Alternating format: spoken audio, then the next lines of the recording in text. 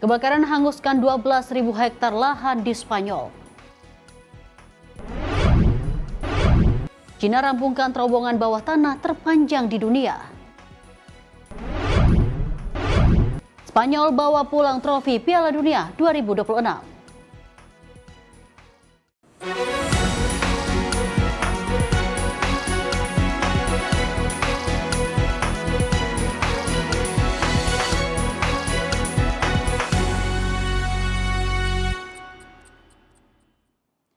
Halo pemirsa, apa kabar? Senang sekali Sorotan Dunia hadir menemani Anda bersama saya, Dew Manik. Pemirsa, kami akan menghadirkan sejumlah informasi terkini dari mancanegara. Inilah Sorotan Dunia Sinpo TV selengkapnya.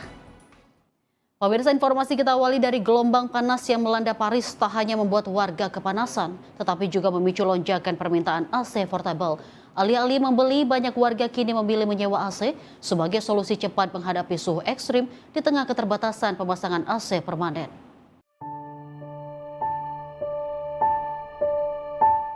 Saat suhu terus meningkat, permintaan AC portable di Paris melonjak tajam.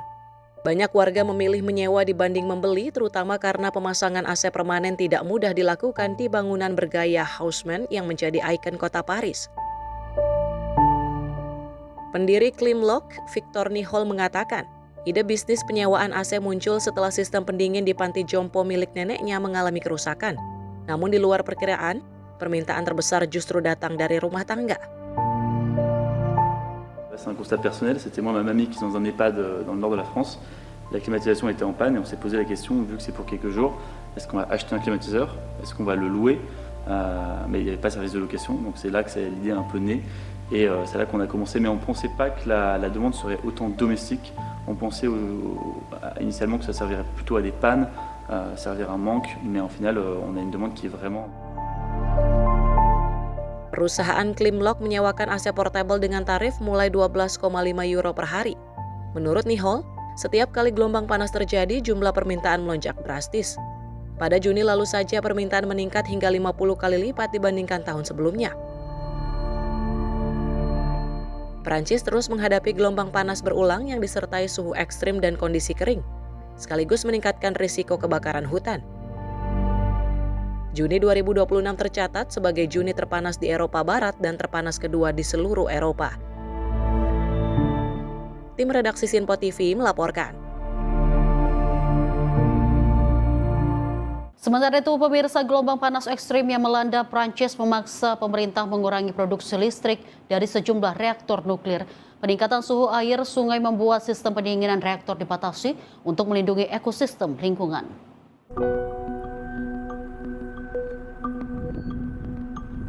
Pembangkit listrik tenaga nuklir Bugey di Saint-Vulbas, Prancis, menghentikan sebagian operasinya di tengah gelombang panas yang melanda Eropa Barat. Perusahaan listrik Prancis EDF menghentikan operasi reaktor Bugey 3 berkapasitas 900 MW. Setelah suhu air sungai Rhône meningkat akibat gelombang panas. Selain reaktor Bugey 3, 2 reaktor lain juga dihentikan operasinya. Sementara itu beberapa reaktor lain tetap beroperasi dengan kapasitas yang dikurangi demi mematuhi batasan lingkungan. EDF menegaskan keputusan tersebut tidak berkaitan dengan resiko keselamatan nuklir.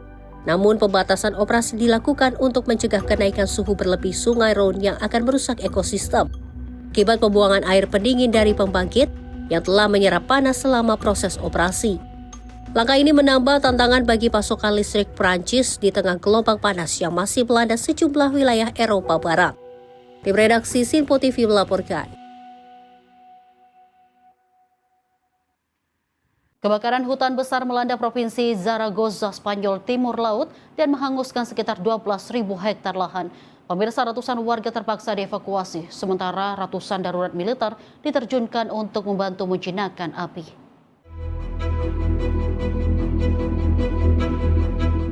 Petugas pemadam kebakaran dan pasukan unit darurat militer Spanyol berjuang menembus asap pekat saat api bergerak cepat melahap vegetasi kering.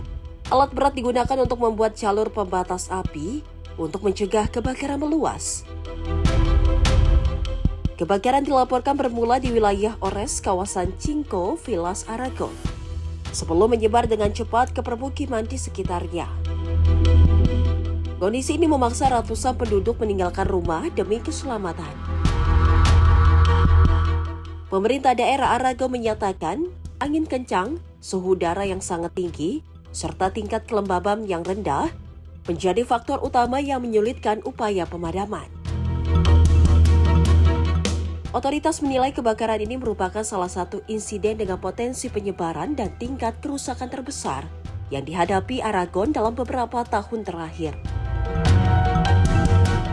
Sebuah helikopter milik unit darurat militer juga diterjunkan untuk memantau titik api dari udara, memastikan proses evakuasi berjalan aman, serta mencari jalur evakuasi alternatif bagi warga yang terisolasi oleh api dan asap. Tim redaksi Simpo TV melaporkan. Hujan deras yang mengguyur wilayah Jammu dan Kashmir, India Utara memicu banjir bandang dan tanah longsor. Bencana ini menyebabkan belasan orang dilaporkan meninggal dunia setelah sejumlah warga lain masih dinyatakan hilang.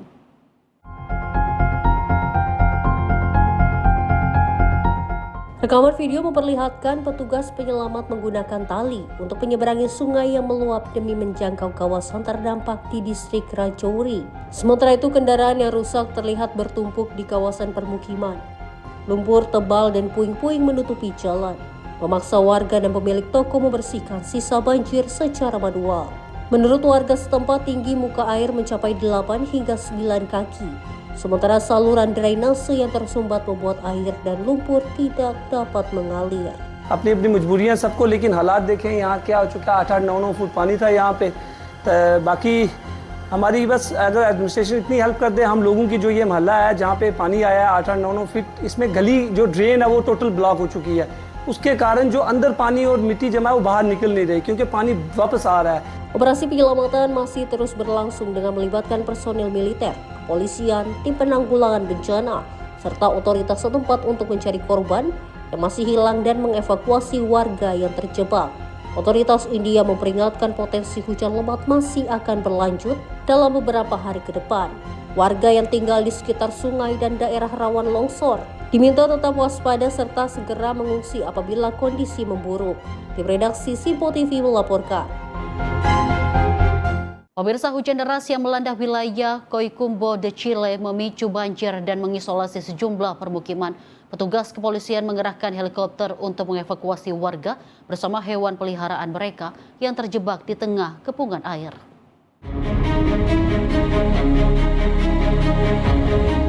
Tim khusus operasi kepolisian Chile atau GOP bersama unit polisi udara berhasil menyelamatkan 19 warga dan 13 hewan peliharaan yang terisolasi akibat banjir di wilayah Coquimbo.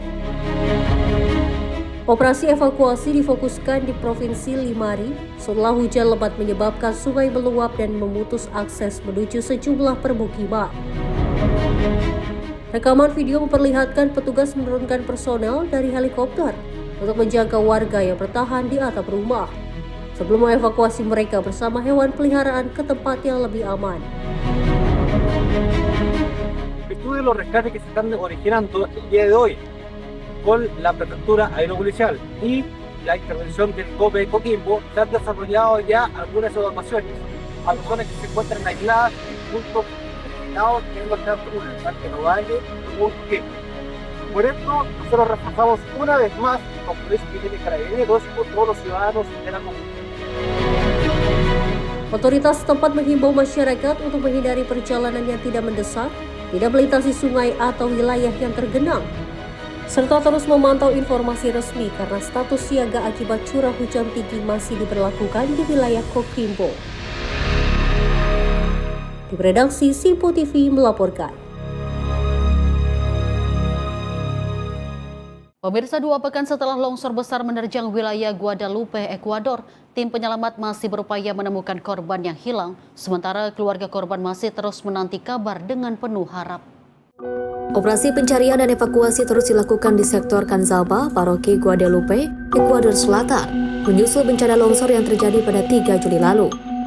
Rekaman video juga memperlihatkan alat berat membersihkan material longsor sepanjang sungai Canzalba, sementara petugas menyisir lokasi yang diduga menjadi tempat para korban hilang. Hingga kini sebanyak 13 orang dilaporkan tewas dan 42 lainnya luka-luka, serta 6 orang masih dinyatakan hilang. Encontraba paz, tranquilidad, pedía mucho que a muchos amiguitos que venían, que nos den la manito para encontrar a todos los seres que están perdidos, a mi hermano. Yo estoy demasiado triste, demasiado dolor, pero me dieron buenas esperanzas, me dijeron que sí iban a seguir con la búsqueda hasta terminar el último cadáver de encontrar. Pemerintah juga mendirikan dapur umum yang produksi sekitar 3.000 porsi makanan setiap hari bagi para pengungsi, relawan, dan juga petugas yang bertugas di lokasi bencana. Sementara itu, menurut petugas penanganan insiden Gabriel Velasquez, sebanyak 101 personil gabungan dari pemadam kebakaran, kepolisian, dan militer dikerahkan untuk melanjutkan operasi pencarian korban yang masih hilang. Tim redaksi Simpo TV melaporkan. Pemirsa, tim penyelamat masih berupaya mencari korban setelah longsor besar menimbun sejumlah rumah di wilayah otonom pengungsi Chongqing, Cina Barat Daya. Ratusan petugas darurat dikerahkan ke lokasi, sementara otoritas meningkatkan status tanggap darurat menyusul ancaman cuaca ekstrem dan banjir. Rekaman video memperlihatkan besarnya kerusakan akibat longsor yang menerjang kawasan di sepanjang Sungai Wujiang. Sejumlah bangunan terlihat hancur dan tertimbun material tanah serta batu dalam jumlah besar. Petugas kepolisian memasang garis pengamanan di sekitar lokasi untuk membatasi akses dan memberikan ruang bagi tim penyelamat melakukan operasi pencarian dan evakuasi. Menurut laporan, petugas komunitas pertama kali menyadari tanda-tanda bahaya ketika batu-batu mulai berjatuhan dari lereng bukit pada pagi hari. Peringatan dini tersebut memicu evakuasi lebih dari 60 warga yang tinggal di sekitar area rawan. Sekitar 1 jam kemudian, sebagian lereng gunung dilaporkan runtuh dan menimbun belasan bangunan dengan material batu dan tanah dalam jumlah besar saat proses evakuasi masih berlangsung. Otoritas setempat menyatakan ratusan personel darurat telah diterjunkan ke lokasi kejadian. Hingga kini 9 orang berhasil diselamatkan dan dilaporkan tidak mengalami luka yang mengancam jiwa. Proses pencarian dan pemulihan masih terus dilakukan untuk memastikan ada atau tidaknya korban lain yang terperangkap di bawah timbunan material longsor.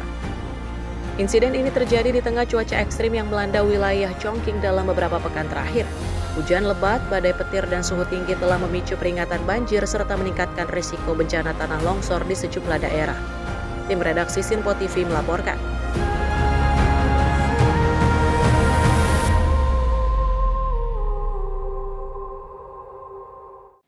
Pemirsa, gempa bumi mengguncang wilayah pegunungan Andes di Provinsi Junín, Peru.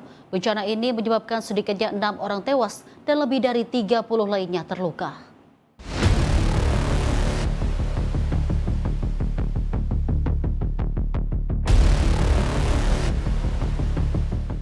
Kerusakan parah terlihat di sejumlah permukiman di Provinsi Huangcayo. Rumah-rumah warga roboh, bangunan retak, sementara petugas darurat terus menyisir lokasi terdampak untuk mencari korban dan memberikan bantuan. Pusat Seismologi Nasional Peru mencatat gempa pertama berkekuatan magnitudo 5,1 terjadi pada Sabtu malam waktu setempat. 17 menit kemudian gempa susulan berkekuatan magnitudo 3,7 kembali mengguncang wilayah yang sama. Kedua gempa berpusat di Provinsi Chupaca, sekitar 300 km di timur Lima, dengan kedalaman relatif dangkal. Kondisi ini memperkuat guncangan yang dirasakan warga. Pihak berwenang menyatakan sedikitnya 48 rumah hancur dan sekitar 300 warga terdampak. Sebagian besar kerusakan terjadi pada bangunan yang dibangun menggunakan material tradisional seperti adobe dan quincha yang lebih rentan terhadap gempa.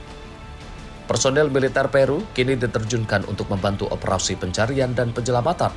Pemerintah juga terus melakukan pendataan korban dan penyaluran bantuan bagi warga. Tim redaksi Simpo TV melaporkan. Suasana duka menyelimuti wilayah Junín, Peru setelah gempa 5,1 magnitudo yang mengguncang kawasan pegunungan Andes menyisakan kerusakan luas dan menelan korban jiwa. Pemirsa, warga kini berusaha mengidentifikasi para korban di tengah puing-puing bangunan. Warga berkumpul di lokasi terdampak untuk mengenali korban yang meninggal dunia, sementara bangunan rumah dan fasilitas umum terlihat rusak parah akibat guncangan gempa. Sejumlah penyintas mengaku berhasil menyelamatkan diri dari reruntuhan, namun banyak di antara mereka kehilangan tempat tinggal dan harta benda. Sementara itu, keluarga korban masih menunggu proses evakuasi dan penanganan lebih lanjut.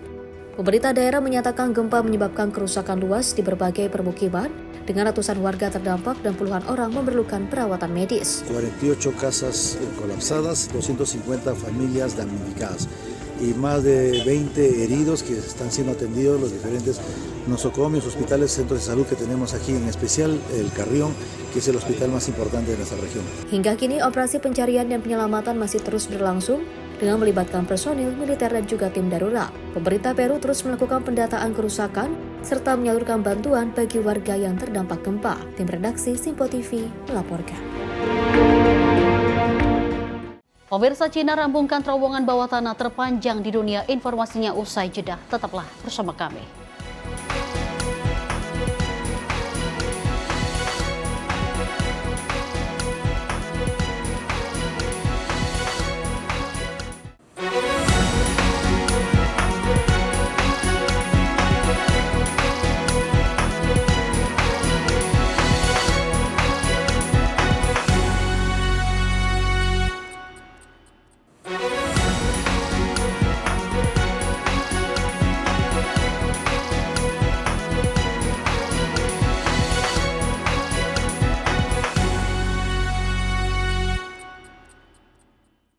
Terima kasih pemirsa, Anda kembali menyaksikan Sorotan Dunia Simpo TV dan masih bersama saya Dewa Manik. Informasi kita lanjut kembali. Pemirsa, Cina berhasil menyelesaikan tahap utama pengeboran terowongan bawah laut terpanjang di dunia yang membentang di bawah Teluk Jiangzhou, kota Guangdong. Dan pencapaian ini menjadi tonggak penting dalam pembangunan infrastruktur yang diharapkan memperkuat konektivitas dan transportasi di wilayah tersebut. Rekaman video memperlihatkan progres pembangunan terowongan, mulai dari aktivitas mesin bor raksasa hingga para insinyur yang memantau proses penggalian dari ruang kendali. Proyek ini menghadapi berbagai tantangan teknis, termasuk tekanan air yang sangat tinggi, lapisan batuan keras, serta kondisi tanah retak di bawah dasar teluk. Bagian terowongan hasil pengeboran mencapai kedalaman hingga 96 meter di bawah permukaan laut dan melintasi 22 sesar geologi di dasar Teluk Jiangzhou. Menurut manajer proyek, mesin bor yang digunakan dilengkapi teknologi baru untuk memindahkan material galian, sistem pemantauan otomatis lumpur dan material, serta analisis dinamis selama proses pengeboran. Teknologi tersebut diklaim mampu mengatasi hambatan seperti penumpukan material galian dan keausan mata bor, sekaligus memastikan terowongan memiliki struktur yang kedap air. Terowongan kedua Teluk Jiangzhou memiliki panjang total 17,48 km dengan hampir 10 km diantaranya membentang di bawah dasar laut, menjadikannya proyek terowongan jalan raya bawah laut terpanjang di dunia yang masih dalam pembangunan. Hingga saat ini pembangunan telah mencapai sekitar 70% dan ditargetkan beroperasi pada tahun 2028. Setelah rampung, terowongan ini akan mempercepat akses antara pusat kota Qingdao dan kawasan pantai barat, sekaligus mengurangi kemacetan dan meningkatkan kelancaran transportasi penumpang maupun logistik. Tim redaksi Simpo TV melaporkan. Pemirsa, ribuan warga Ukraina kembali turun ke jalan di pusat kota Kiev untuk memprotes pencopotan Menteri Pertahanan Mikhailo Fedorov. Aksi yang memasuki hari ketiga ini diwarnai seruan agar pemerintah memulihkan jabatan Fedorov yang dinilai berperan besar dalam modernisasi militer Ukraina.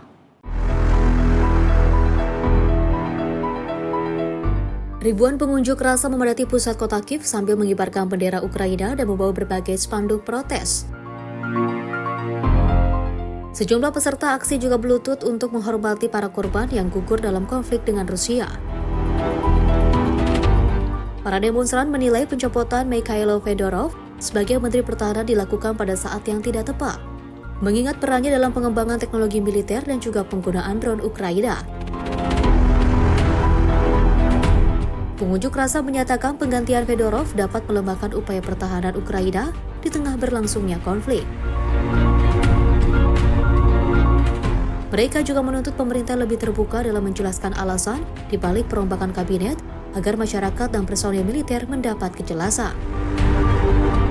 Хочемо, щоб з нами розмовляли як з дорослими, так як це було на брифінгу пана Федорова, про те, щоб розкладали все по поличкам, щоб хлопці військові в бліндажах мали чистий спокій, що про них піклують. Sementara itu, Mikhailo Fedorov menginformasi pengunduran dirinya pada Rabu lalu. Presiden Volodymyr Zelensky menyatakan masyarakat berhak menyampaikan pendapat mereka, namun menolak penjelasan secara terbuka alasan pencopotan Fedorov dengan alasan keamanan. Pergantian pejabat ini menjadi bagian dari perombakan besar di pemerintah Ukraina yang memicu perdebatan luas di tengah berlanjutnya perang dengan Rusia. Tim redaksi Simpo TV melaporkan.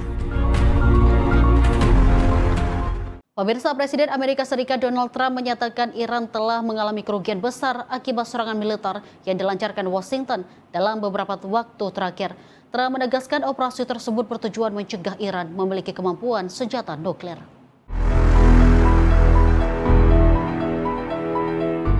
Dalam pernyataannya, Donald Trump menyebut kapasitas militer Iran telah menurun drastis dan hanya menyisakan sebagian kecil kemampuan peluncuran rudal, drone, serta fasilitas produksi persenjataan. Trump juga mengklaim Amerika Serikat memiliki kendali atas situasi di kawasan Selat Hormuz, yang menjadi salah satu titik strategis perdagangan energi dunia. Well, we feel very badly, but you know, those great people, those great patriots were out there fighting that Iran cannot have a nuclear weapon. Iran has been very, very badly damaged. They've lost everything almost militarily. They've got very little left. They've got some missiles. They've got some drones. They've got some manufacturing ability, not much. We control the strait. They don't control anything. So we'll see what happens. But we hit them very hard again tonight. And we did that in honor of the probably three. It's probably three as opposed to two. Great patriot. Pernyataan tersebut disampaikan di tengah meningkatnya kontroversi antara Washington dan Teheran yang memicu kekhawatiran terhadap stabilitas kawasan Timur Tengah. Di redaksi Simpo TV melaporkan. Kita lanjut informasi dari Perdana Menteri Kuwait Sheikh Ahmad Abdullah Al-Ahmad Al-Sabah mengunjungi Rumah Sakit Al-Adan untuk menjenguk warga yang terluka akibat serangan yang diklaim dilancarkan oleh Iran. Pemirsa, kunjungan ini dilakukan di tengah memanasnya konflik di kawasan Timur Tengah. Dalam kunjungannya, Perdana Menteri Kuwait menyapa dan berbincang langsung dengan para pasien yang masih menjalani perawatan di rumah sakit. Pemerintah Kuwait menegaskan akan memberikan dukungan penuh bagi seluruh korban. Media resmi Kuwait melaporkan, Perdana Menteri memerintahkan pengerahan seluruh kemampuan medis dan teknis untuk memastikan para korban mendapatkan pelayanan dan perawatan terbaik. Sementara itu, Kementerian Listrik Kuwait menyatakan sebuah pembangkit listrik dan fasilitas desalinasi air kembali menjadi sasaran serangan yang disebut berasal dari Iran. Serangan tersebut memicu kebakaran di sebagian fasilitas dan merusak sejumlah unit pembangkit listrik. Di sisi lain, Kementerian Pertahanan Kuwait mengatakan sistem pertahanan udaranya berhasil mencegat sejumlah misil dan drone yang juga disebut diluncurkan oleh Iran. Sementara itu, militer Iran merilis rekaman yang juga diklaim menunjukkan peluncuran drone menuju dua pangkalan militer Amerika Serikat di Kuwait. Rangkaian insiden ini semakin meningkatkan ketegangan antara Amerika Serikat dan Iran. Meski kedua negara sempat menandatangani nota kesepahaman untuk membuka jalan perundingan, masing-masing pihak kini saling menuduh telah melanggar kesepakatan tersebut. Tim redaksi Simpo TV melaporkan. Sirena peringatan menggema di berbagai wilayah ibu kota Jordania aman setelah militer Jordania mengumumkan berhasil mencegah sejumlah misil balistik yang diluncurkan dari Iran. Pemirsa, insiden ini menjadi tanda kembali memanasnya situasi keamanan di kawasan Timur Tengah.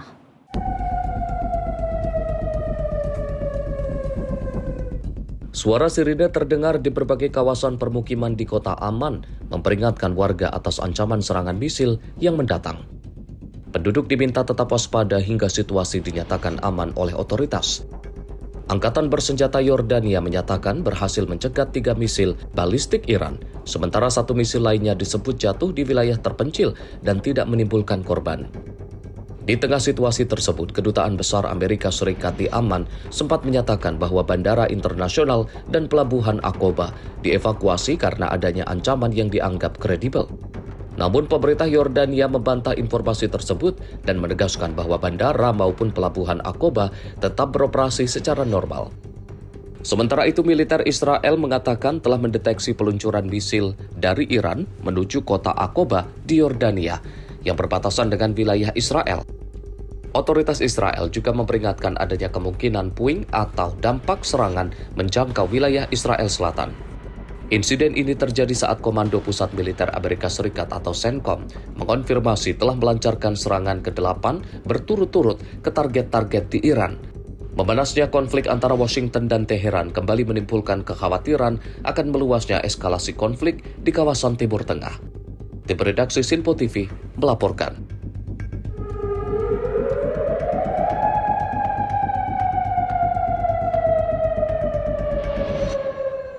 Kita lanjut informasi di tengah krisis kemanusiaan yang masih berlangsung, puluhan truk bantuan kembali memasuki jalur Gaza melalui perbatasan Rafah.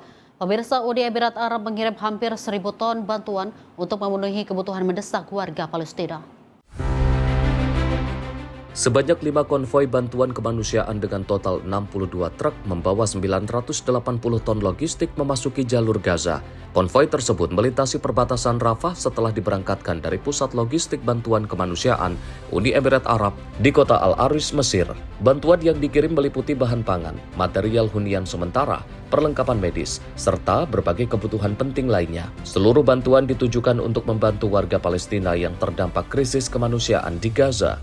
Pemerintah Uni Emirat Arab menyatakan proses penyaluran dilakukan melalui sistem logistik terpadu agar bantuan dapat diterima, disiapkan, dan dikirim secara cepat ke wilayah yang membutuhkan. Pengiriman ini merupakan bagian dari operasi Sival Rose Night 3 yang diluncurkan pada 5 November 2023 atas arahan Presiden Uni Emirat Arab Sheikh Mohammed bin Zayed Al Nahyan sebagai upaya memberikan dukungan kemanusiaan bagi warga Palestina di jalur Gaza. Tim redaksi Sinpo TV melaporkan. Pemirsa, warga lingkungan Al-Zaitun di kota Gaza mengaku semakin cemas setelah garis kuning yang ditetapkan militer Israel bergeser lebih dekat ke tenda-tenda pengungsi. Kondisi ini membuat aktivitas militer berada semakin dekat dengan permukiman sementara warga. Rekaman pada Kamis waktu setempat memperlihatkan penghalang beton berwarna kuning berdiri di tengah puing-puing bangunan. Sejumlah warga terlihat memindahkan barang-barang mereka menggunakan kendaraan dan gerobak yang ditarik oleh hewan. Warga mengaku tidak lagi merasa aman karena suara tembakan dan pecahan peluru terdengar hampir setiap malam. Mereka juga menghadapi kondisi lingkungan yang buruk dengan banyaknya serangga dan tikus di sekitar tenda pengungsian. لهذه اللحظة يمكن تنقلت من مكان لمكان يمكن 12 مرة رغم إنه البيت تدمر ورجعنا سكننا فيه وبرضه تدمر مرة ثانية ومسحوه مسحتان وقاعدين في خيم والحمد لله وما أدراك ما الخيم. أنت مش سلمان من الشظايا ومن الطخ ومن غير طول الليل رعب الأطفال اللي بيزيد الطين بلة طبعا الزواحف اللي بتشوفها والحشرات والفئران والخط الأصفر رغم هيك أنتم شايفينه هي مقابلنا تماما لا يبعد عدة أمتار. أنا وراء هذا الردم تماما بالضبط يعني يمكن 100 متر البيت موجود منها. ولاد عمي لا يبعد 50 متر. Garis kuning kini berjarak sekitar 50 meter dari tenda-tenda pengungsi. Menurut warga, kondisi tersebut membuat banyak keluarga tidak memiliki tempat lain untuk mengungsi. Laporan kantor PBB untuk koordinasi urusan kemanusiaan atau OCHA yang dirilis pada 14 Juli menyebut penanda garis perbatasan telah bergeser ke arah utara. Laporan itu juga mencatat adanya pergerakan tank Israel setiap hari, pembangunan tanggul pasir, serta sering terjadinya baku tembak di wilayah tersebut. Militer Israel dalam pernyataannya pada Kamis mengatakan pasukannya telah menghancurkan 4 gudang senjata Hamas yang diklaim digunakan untuk menargetkan pasukan Israel di dekat garis kuning. Namun militer tidak memberikan tanggapan atas laporan mengenai bergesernya garis tersebut. Sebelumnya, Perdana Menteri Israel Benjamin Netanyahu menyatakan pasukan telah menguasai sekitar 60% wilayah Gaza dan menargetkan penguasaan hingga 70% kawasan tersebut. Tim redaksi Sinpo TV melaporkan. Di tengah hamparan reruntuhan yang masih menyisakan duka, tim pertahanan sipil Gaza kembali menyisir puing-puing bangunan untuk mencari korban yang masih hilang.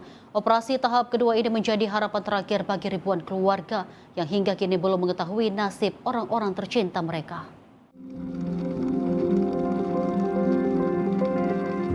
Suara alat berat memecah keheningan di kawasan Al-Sabra, kota Gaza. Satu persatu reruntuhan bangunan diangkat, sementara keluarga korban menunggu dengan penuh harap di lokasi evakuasi. Sejumlah anak terlihat membawa foto kerabat yang masih dinyatakan hilang. Warga setempat mengaku proses evakuasi kembali membuka luka lama yang belum sembuh. Banyak keluarga masih menunggu jasad anggota keluarga mereka yang diduga tertimbun reruntuhan sejak awal konflik. Juru bicara Pertahanan Sipil Gaza, Mahmud Basal, mengatakan tim evakuasi menghadapi keterbatasan alat berat dan peralatan untuk menangani besarnya skala kerusakan.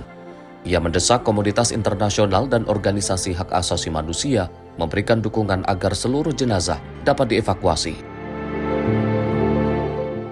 نقوم الآن بعمليات انتشال، تم انتشال 15 جثمانا منذ 5 أيام من هذا المكان، وما زالت هناك جهود أيضا تبذل حتى هذه اللحظة لانتشال كافة الجثامين من هذا المكان، لكن الإمكانات، المعدات، الأدوات الموجودة لدى طواقمنا غير كافية حقيقة، ولا يمكن أن تنسجم مع هذا الدمار الواسع والدمار الكبير.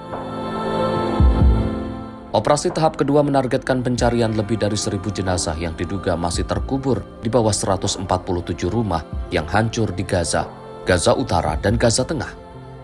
Proses ini diperkirakan membutuhkan sekitar 800 jam kerja dengan dukungan 1 ekskavator, 1 bulldozer, 1 truk, serta bantuan Komite Internasional Palang Merah.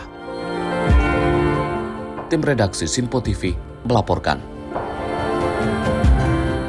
Pemirsa, Spanyol bawa pulang trofi Piala Dunia 2026. Informasinya usai jeda. Tetaplah bersama kami di Sinpo TV.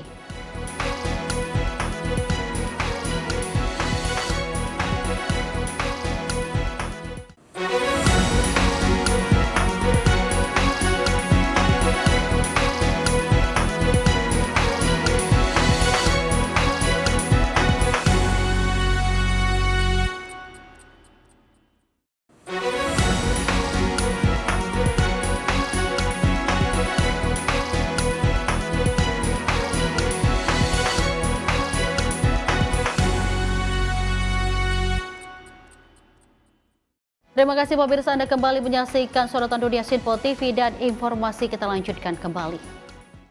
Pemirsa, ratusan pendukung timnas Argentina berkumpul di kota Rosario, kampung halaman Lionel Messi, untuk memberikan penghormatan kepada sang kapten meski tim Tango gagal mempertahankan gelar juara dunia 2026. Kekalahan dari Spanyol di partai final tak menyurutkan apresiasi para penggemar terhadap sosok Messi yang dianggap sebagai ikon sepak bola Argentina. Ratusan fans memadati kawasan Monumen Bendera Nasional di Rosario sesaat setelah final Piala Dunia usai digelar. Mereka mengibarkan bendera Argentina, menyalakan kembang api, bernyanyi dan memberikan aplaus sebagai bentuk penghormatan kepada Lionel Messi dan seluruh skuad Albiceleste. Meski Argentina harus mengakui keunggulan Spanyol dengan skor tipis 1-0, para pendukung menilai perjalanan tim hingga kembali menembus final Piala Dunia merupakan prestasi yang patut dibanggakan. Bagi banyak pendukung, Messi tetap menjadi sosok yang memberikan kebahagiaan dan kebanggaan bagi rakyat Argentina selama bertahun-tahun. Sejumlah fans menyebut pemain berusia 39 tahun itu sudah memberikan segalanya untuk negara dan layak dikenang sebagai salah satu pemain terbesar sepanjang masa. Porque ganamos un subcampeonato. Que no es poco, somos los 2 mejores del mundo, los 2 equipos mejores del mundo. Hay que festejarlo. Y a Messi, además, le diría que gracias no solo por ser un gran jugador, el mejor, sino por ser un gran hombre, un gran padre de familia, un gran esposo, un gran amigo y una persona de otro planeta. Otoritas setempat melaporkan seluruh kegiatan berlangsung tertib tanpa insiden, dengan petugas keamanan serta layanan darurat disiagakan di lokasi. Sementara itu di final Piala Dunia 2026, Spanyol keluar sebagai juara setelah menundukkan Argentina 1-0 lewat gol Ferran Torres pada menit ke-106. Tim redaksi Sinpo TV melaporkan. Suasana fanfest Piala Dunia di kota Guadalajara, Meksiko berubah menjadi lautan cinta dan kebahagiaan. Pemirsa, sebanyak 725 pasangan mengucapkan janji suci dalam pernikahan massal yang digelar menjelang final Piala Dunia 2026.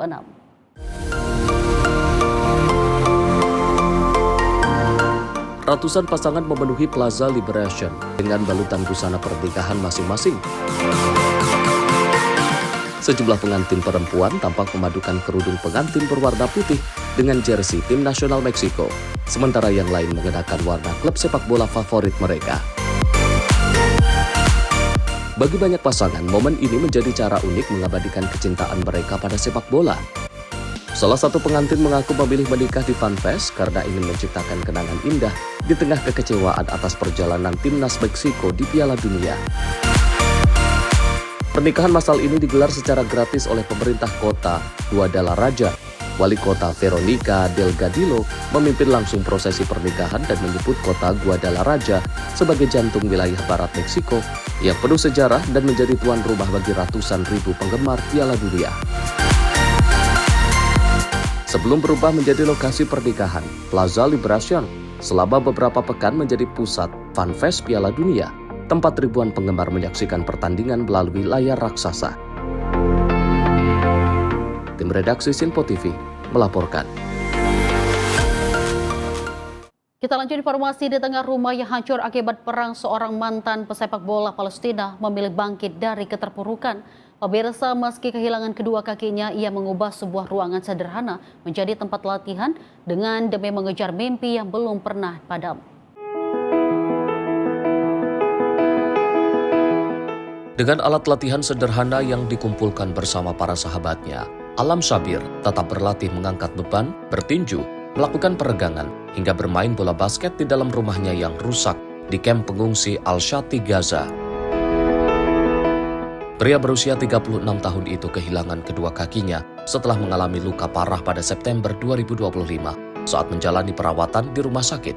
Ia memutuskan untuk mengubah rasa sakit menjadi semangat dan harapan baru.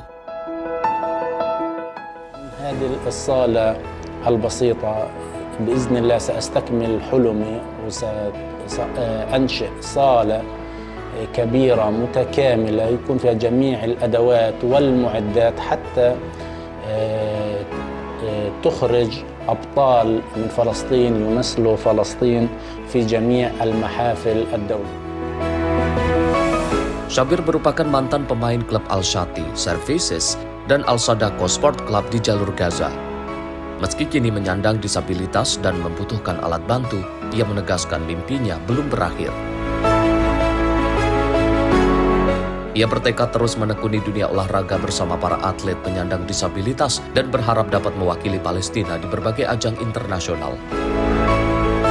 Sementara itu, Asosiasi Sepak Bola Palestina melaporkan lebih dari 1.000 insan olahraga di Gaza tewas akibat konflik dengan ratusan fasilitas olahraga rusak atau hancur. Tim redaksi Sinpo TV melaporkan. Pemirsa, seorang lansia berusia 80 tahun di wilayah Krasnodar, Rusia menarik perhatian warga dengan berbagai karya mekanik unik buatannya. Salah satu yang paling mencuri perhatian adalah sebuah sofa yang dapat dikendarai layaknya sebuah mobil. Berikut kisah selengkapnya.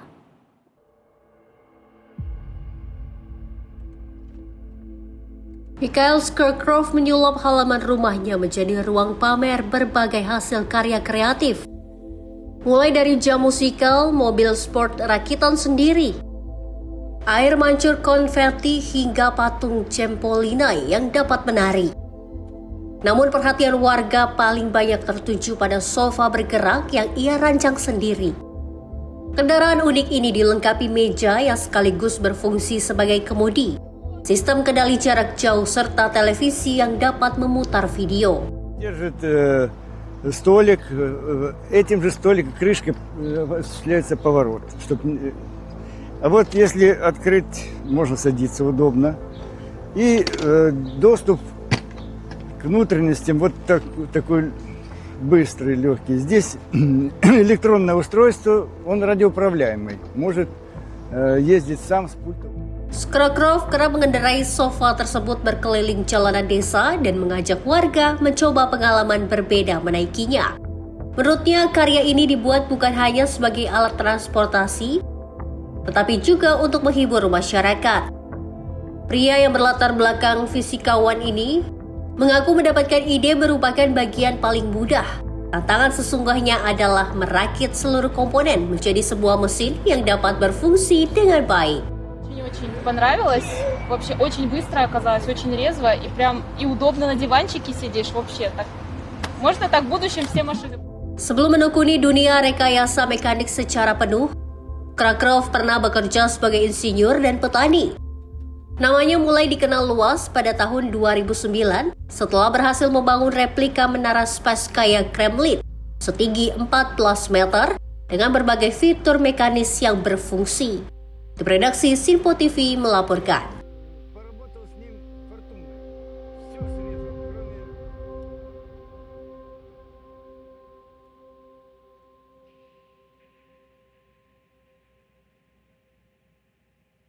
Pemirsa, tingkat menggemaskan panda raksasa Katyusha kembali menyita perhatian pengunjung kebun binatang Moskow.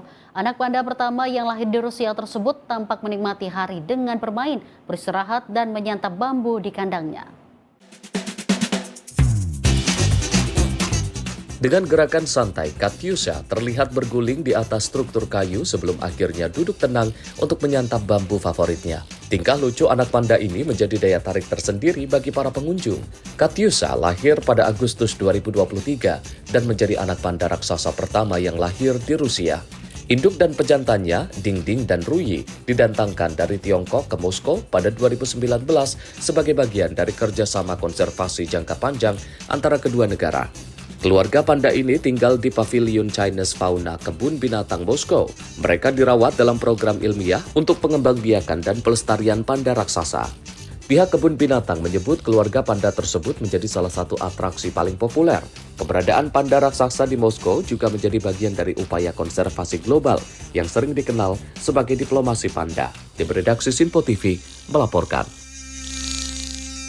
Pemirsa, kejanggihan kecerdasan buatan kembali menjadi sorotan dunia. Dalam World Artificial Intelligence Conference 2026, ratusan teknologi terbaru dipamerkan. Dalam robot humanoid dan robot anjing menjadi bintang utama pameran.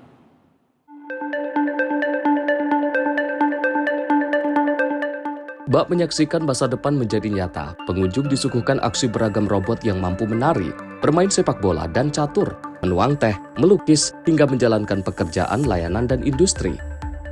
Tak hanya itu, robot anjing juga memamerkan kemampuan dalam melakukan inspeksi dan operasi lapangan. Dengan dilengkapi lengan robotik, mesin ini kini mampu membantu pemeriksaan jaringan listrik, keamanan, hingga berbagai tugas yang sebelumnya tidak dapat dilakukan. Pameran ini menunjukkan bahwa teknologi embodied AI tak lagi sekadar berada di laboratorium. Kecerdasan buatan kini mulai digunakan di pabrik, gudang, layanan publik, hingga kehidupan sehari-hari. WAIC 2026 menjadi pameran terbesar sepanjang penyelenggaraannya dengan area lebih dari 100.000 meter persegi. Lebih dari 300 produk melakukan debut global, termasuk robot yang mampu bermain musik, memotret, memberikan pijatan, dan berinteraksi langsung dengan pengunjung. Tim redaksi Sinpo TV melaporkan. Ribuan penggemar cosplay, anime, dan game memadati pameran Comic World di kota Ilsan, Korea Selatan. Pemirsa, ajang budaya pop tahunan ini menampilkan beragam kostum kreatif, pertunjukan, serta karya seni para penggemar dari berbagai daerah.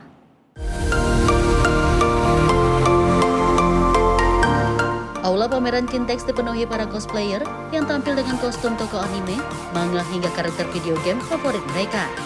Pengunjung juga memanfaatkan berbagai latar bertema untuk berfoto dan mengabadikan momen bersama para cosplayer. Comic World menjadi ajang berkumpulnya komunitas kreatif yang tidak hanya menampilkan kostum, tetapi juga pameran ilustrasi, karya fan art, serta berbagai produk hasil karya seniman independen.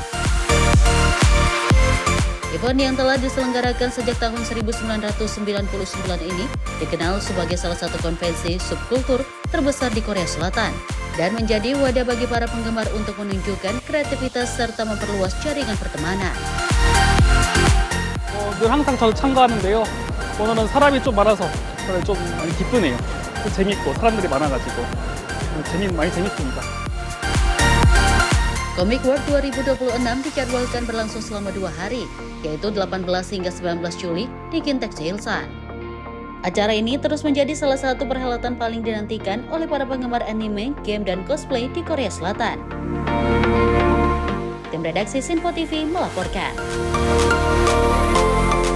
Pemirsa, informasi tadi mengakhiri perjumpaan kita di Sorotan Dunia hari ini. Saya Deo Manik, pamit, terima kasih atas kebersamaan Anda. Sampai jumpa.